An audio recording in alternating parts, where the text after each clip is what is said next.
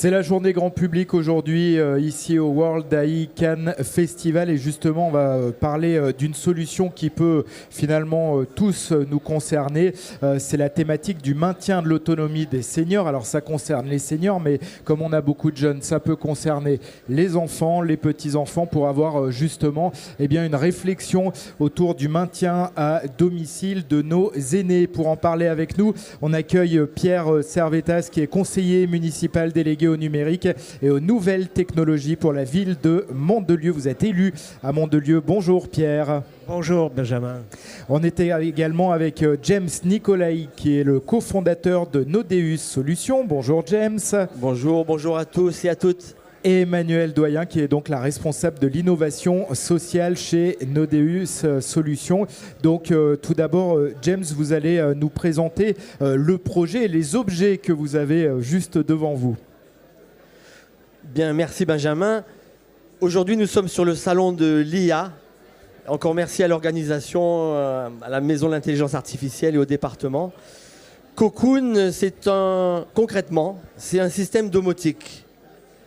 En quelques minutes, votre appartement devient intelligent, sans caméra, sans micro, sans porter un pendentif ou un bracelet. Les gestes du quotidien peuvent avoir du sens. Donc d'un côté les capteurs et de l'autre l'IA. Quels sont ces gestes du quotidien ?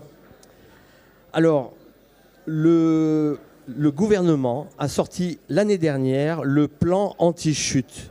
Comment détecte-t-on les risques de chute ? Eh bien, la dénutrition, les pertes des capacités physiques et l'anxiété viennent parmi les 3 risques de chute. Donc simplement, ce capteur que nous fabriquons à Cagnes-sur-Mer, qui se met dans le réfrigérateur, derrière le pot de confiture, va comprendre, grâce à l'IA, quelle est l'habitude de vie chez Jeannette ou bien chez René. Elles sont toutes deux différentes. L'IA va se caler sur le rythme de chacun. Alors là, on a en gros un super ordinateur, c'est ça, connecté. Et oui. les capteurs, vous nous en avez présenté un qui va donc au réfrigérateur. Et il y en a 2 autres ? Alors, nous avons un seul capteur qui se voit dans l'appartement. Un capteur par pièce. À l'intérieur, nos équipes d'ingénierie ont embarqué la température, l'humidité, le mouvement, le niveau des piles, la lumière. Et c'est en corrélant toutes ces infos. Je vous donne un autre exemple, Benjamin, si vous le permettez. Bien sûr. Dans la salle de bain, le matin, moi, entre 7h30 et 8h, je vais me raser, je passe une demi-heure, un peu trop longtemps. Donc vous allumez la lumière. J'allume la lumière. Je passe devant le détecteur infrarouge, il n'y a pas de caméra, et au bout d'un certain temps, l'humidité, même si la fenêtre est ouverte, emplit la pièce. Donc l'IA a compris la deuxième activité, la bonne hygiène. Donc au tout départ, en fait, l'IA crée un modèle des habitudes de vie de la personne, donc la personne âgée isolée. Et lorsqu'il y a quelque chose qui change dans ses habitudes, que se passe-t-il ? Alors, si vous le permettez, je peux vous faire un cas concret. Allez, on y va. Sur la ville de Mandelieu, dans le cadre du projet Cocoon IA, nous avons déjà des premiers résultats. Et j'aimerais vous montrer à quoi ça ressemble l'IA. Allons-y. Alors, chez un volontaire, Marie-Emmanuelle nous expliquera comment les volontaires se prêtent à l'expérience. Alors, vous voyez ici une constellation de points. En fait, il s'agit... Alors, c'est l'effet Bonaldi, c'est-à-dire quand on montre, il y a un bug. Donc, la constellation des points indique le mouvement. Bon, qu'est-ce qui se passe ? Hop, parfait. Voilà, pardon. Donc là, on voit les points. Chaque point, ça correspond à des mouvements, à des mouvements détectés. Donc la constellation des points, d'ailleurs, c'est le nom de la start-up. Nodeus, ça vient d'une constellation d'étoiles. Et ça fait penser à nos capteurs. Pour la petite histoire, le nom de la start-up vient de là. Et au milieu de cette forêt de données, l'intelligence artificielle va émettre des analyses et faire des moyennes. On voit qu'au bout d'un certain temps, il y a une dégradation. Il s'agit du taux général de mouvement. Et on s'est rendu compte qu'à cet endroit précis, la personne avait eu une hernie discale. Et elle bougeait beaucoup moins ensuite. D'accord. Alors on va passer la parole à Emmanuel pour parler du déploiement. J'ai bien noté, James, que vous aviez à plusieurs reprises précisé, Pierre également, qu'il n'y avait pas de caméra. Et forcément, il faut trouver un outil qui ne soit pas trop intrusif dans la vie de la personne isolée pour réussir à avoir un accord de consentement.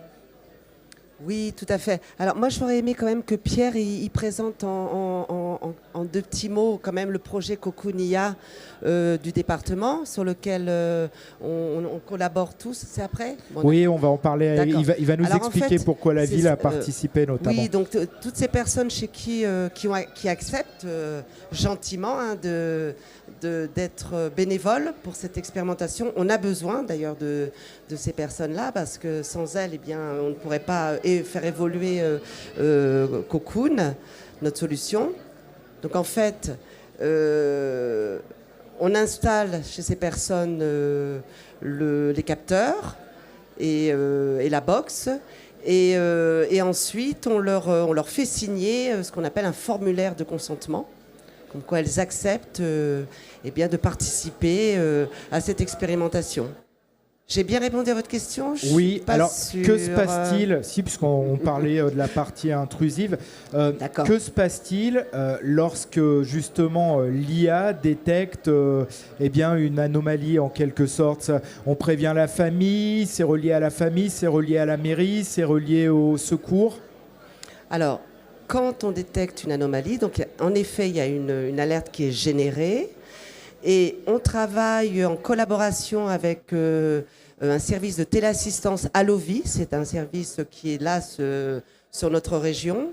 Donc en fait, l'alerte est envoyée à ce service de téléassistance qui, lui, va contacter un proche de la personne qui va donc avertir le proche. Et cette personne fera un appel de levée de doute, on appelle ça un levée de doute chez le bénéficiaire. Alors Pierre, qu'est-ce qui vous a amené à travailler sur cette thématique précise à Mandelieu? Alors à Mandelieu, plusieurs choses nous ont conduits vers ce beau projet. D'abord à Mandelieu, on a mis en place une politique d'aide et de protection de nos seniors. Mandelieu est une ville dans laquelle il y a un certain nombre de personnes plus ou moins âgées, beaucoup de seniors, et donc il y a matière, si vous voulez, à protéger ces personnes et à les aider en cas de difficulté.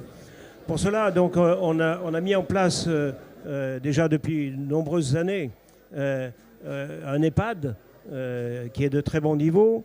On a construit une résidence autonomie également, qui accueille des personnes seules ou en couple, âgées bien sûr.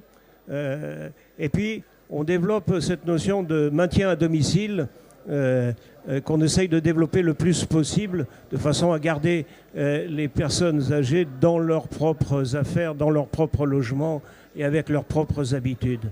Et c'est là, si vous voulez, qu'il y a tout un intérêt pour ce type de projet. Alors, en fait, il y a eu un déclencheur aussi. À un certain moment, il y a quelques années maintenant, une dame qu'on connaissait bien, qui était vraiment très active, qui était âgée, mais vraiment encore en très bonne forme. Et puis malheureusement, elle était seule dans son appartement. La famille était un peu éloignée.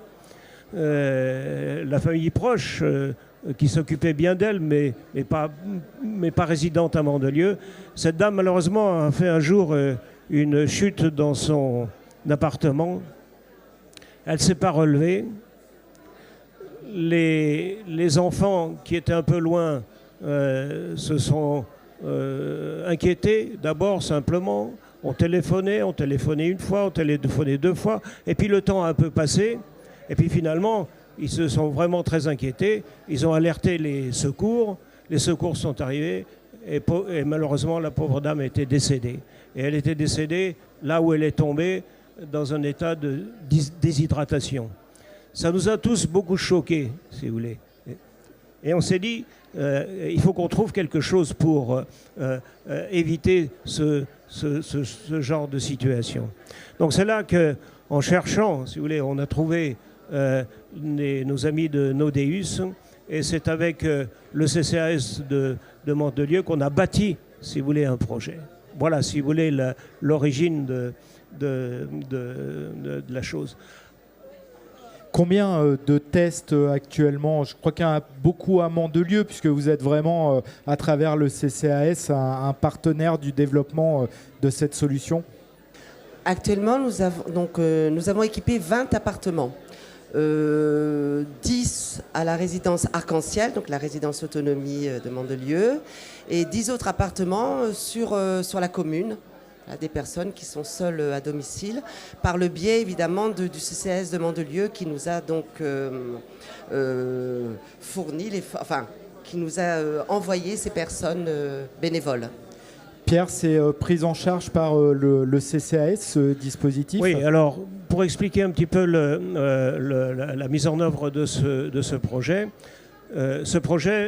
résulte d'un appel à projet, d'un appel à proposition de la part du département des Alpes-Maritimes, auquel nous avons répondu conjointement, donc le CCAS, la ville de Mandelieu et la société Nodeus. Et donc nous avons été acceptés, notre projet est accepté, notre projet est financé donc pour une grande partie par le conseil départemental des Alpes-Maritimes et pour une autre partie par le CCAS lui-même. Alors Emmanuel, vous mettez beaucoup en avant le fait que ceux qui participent sont bénévoles, mais au fond c'est un service qui doit rassurer à la fois la personne qui est isolée et surtout aussi les familles. Voilà, donc au-delà du bénévolat, tout le monde est gagnant-gagnant. Tout à fait, vous avez tout à fait compris. Je pense qu'on est tous concernés. Le point commun qu'on a tous ensemble, c'est qu'on a tous un parent. Donc on veut, nous, être rassurés surtout. Souvent, on est éloigné. Enfin, on peut être éloigné géographiquement. On peut aussi ne pas avoir le temps de passer bien du temps avec nos aînés. Donc c'est vraiment la personne qui a chez elle cette solution. Eh bien, au départ, tout premier lieu, c'est un effet placebo. Elles se sont rassurées. Pas de micro, hein. On répète, pas de micro, pas de caméra, pas d'objet porté. Donc elle oublie, elle sait qu'il y a quelque chose, mais c'est comme un petit ange gardien. Donc, et surtout, les proches sont rassurés. James, qu'est-ce qu'il vous reste à faire maintenant? Un déploiement à grande échelle, puisqu'on imagine qu'il y a beaucoup de besoins. Alors, nous allons déjà mener à bien ce projet Coconia. On parlait de notre partenaire Allovi, et quel est son rôle? Il ne va pas de suite appeler le CCAS ou les proches. Pendant une période, il va nous aider à entraîner les modèles d'IA. Donc en faisant en effet avec les volontaires mandolosiens, ces fameux appels, Emmanuel, je me permets de rectifier, mais évidemment, l'objectif est de livrer d'ici 1 an et demi, en fin de projet, un système opérationnel de A à Z, un service. Aujourd'hui, l'IA peut soutenir les efforts de la collectivité pour être plus prévenant, plus proche de ses citoyens et finalement recréer, entretenir cette solidarité, cette prévenance. Pierre, pour conclure, j'imagine que vous avez pas mal de demandes à Mandelieu par ceux qui sont concernés par ce sujet. Absolument. Aujourd'hui, le projet donc, est mené conjointement par Nodeus et le CCAS. Au passage, je salue le directeur du CCAS, Éric Bertrand, ici présent. Oui, on a beaucoup de demandes. Le conseil départemental, dans son appel à projet, nous finance 40 installations. Ça veut dire que les utilisateurs utilisent le système, vont pouvoir utiliser le système gratuitement pendant toute la période d'expérimentation. Et au-delà, c'est-à-dire dans 2 ans, on verra un peu comment on fait. Hein. Et l'objectif final, James, c'est quoi? C'est de vendre aux particuliers, aux collectivités? Notre stratégie est d'abord de se rapprocher des professionnels, dont c'est déjà le métier. Avoir des partenariats forts comme, et encore merci, la ville de Mandelieu-la-Napoule, le conseil départemental, merci à son président, merci à la maison de l'intelligence artificielle qui du coup est pour nous un showroom. Et ensuite passer vers le client final et on pourra configurer par internet son appartement, 2-3 pièces et recevoir le pack. Et Pierre, oui. Et voilà. Peut-être Le mot de la fin, Pierre. peut-être pour conclure, ce projet s'inscrit tout à fait dans ce formidable écosystème de l'intelligence artificielle qui a été développé dans les Alpes-Maritimes sous l'égide de Charles-Ange Ginesi, son président, et aussi de son vice-président David Konopnicki, qui est très proche de nous. Mais aussi, si vous voulez, le conseil départemental et son président a mobilisé ses propres ressources, à la fois au niveau du département, mais également auprès de la maison de l'intelligence artificielle et auprès du CICTIAM également, dont le directeur général nous fait l'honneur d'être présent ici. Merci José. Donc on ne peut que souhaiter que vous restiez à Cannes-sur-Mer ou du moins dans les Alpes-Maritimes lorsque vous allez développer tout cela à grande échelle. Merci à tous les trois. Voilà, peut-être je voudrais dire quand même un dernier mot à l'égard de Benjamin. Ça fait 3 jours qu'il anime en permanence, sans discontinuer, des tables rondes de cette nature. Franchement, c'est un très bel exploit. Bravo Benjamin et on espère continuer avec vous. Merci beaucoup Pierre et c'est passionnant. On va se retrouver dans un instant pour poursuivre ces IA Talk toujours au World AI Cannes Festival. À tout de suite.